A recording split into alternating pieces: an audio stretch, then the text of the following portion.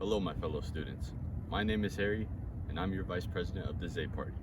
Now, you may be wondering, what does the ZAY Party actually stand for? I'm here to tell you that the ZAY Party, we aim to foster a safe and thriving environment for all citizens.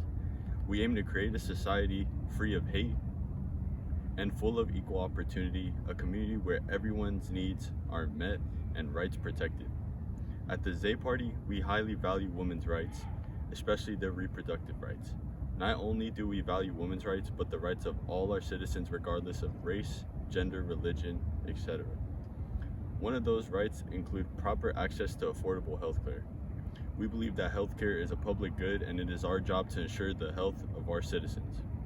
Not only is healthcare a public good, but so is education. Therefore, we believe people should be able to attain a proper education.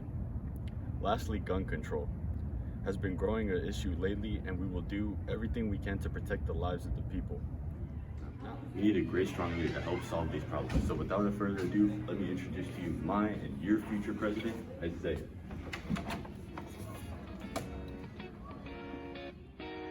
Hi, my name is Isaiah, and I'm running as your 2021 presidential candidate.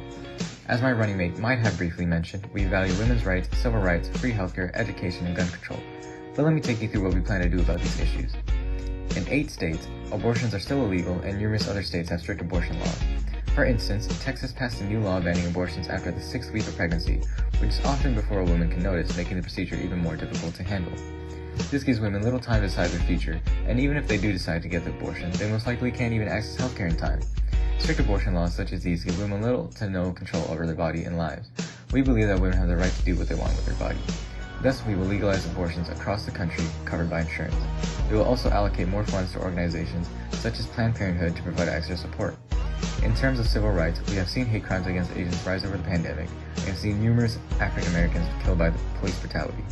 It has created a community full of hate and fear, yet no one has done anything about it. We believe it is time to end institutionalized racism and protect all citizens. We want to require all schools to teach critical race theory.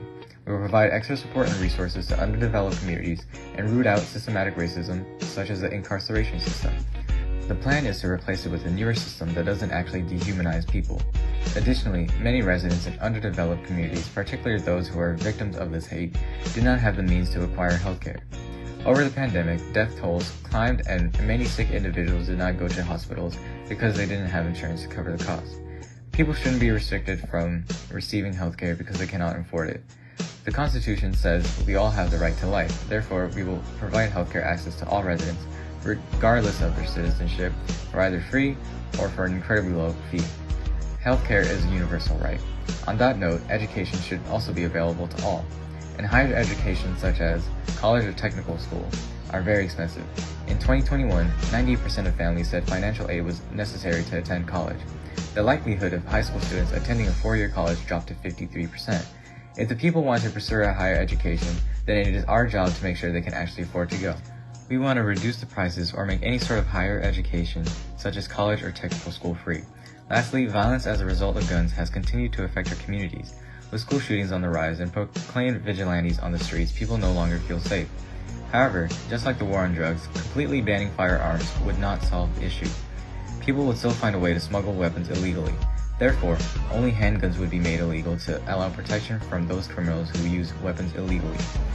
However, strict background checks, mental health evaluations, gun safety lessons, and a license and a 2-week waiting period are required before one is allowed to purchase a gun. By implementing strict restrictions, we hope to regulate guns for safer use within civilians.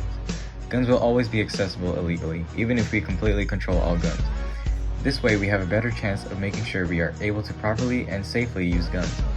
But this is more than women's rights, civil rights, free healthcare, education, and gun control. It's about making sure you have a president who cares about you all as individuals. It's about electing a president who aims to move the country forward. We have many aspirations for the future of this country, but we cannot do it without your help. Vote Isaiah for president this year. Thank you.